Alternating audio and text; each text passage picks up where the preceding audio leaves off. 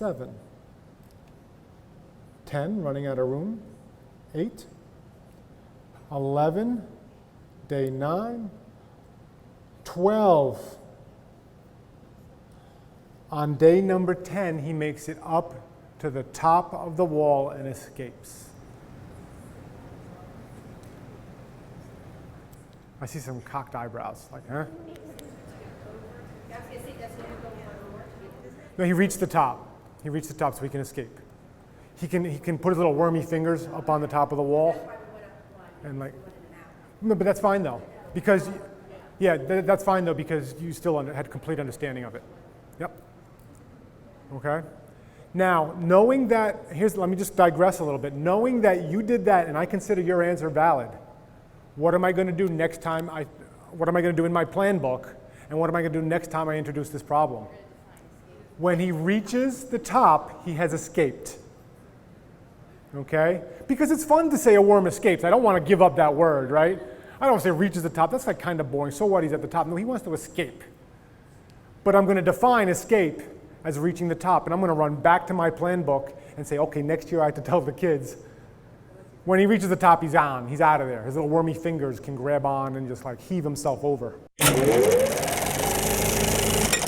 What did I like about this anchor task? What's the point that I want to get across to you?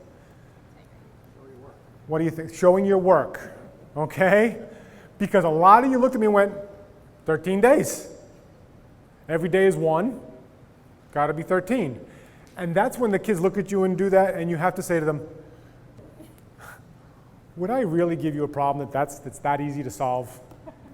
I mean, that ought to be something you ought to have in your back pocket all the time when the kids look at you and give you the obvious wrong answer. What I liked about this also is it illustrates a point from me to you, which is not every anchor task or every problem that you do with your kids has to be a standard or an objective. It can just have a purpose. It can just be fun. Remember, we're in the business of building brains and trying to get kids to like math. So this problem not only gets kids to show their work, not only teaches them that the obvious answer is very, very often not the right answer, it also kind of illustrates, you know what, math can be fun. And if you develop a library of these types of problems that teach them things other than a standard, you know, you have that off time. Just whip out one of those problems, throw it on the overhead, and just introduce it, because you've got it written down. So I always stockpile up cool problems that if I get ahead, or if I have 10 minutes at the end of class, I can pull one out and put it up. I don't want my kids ever not working.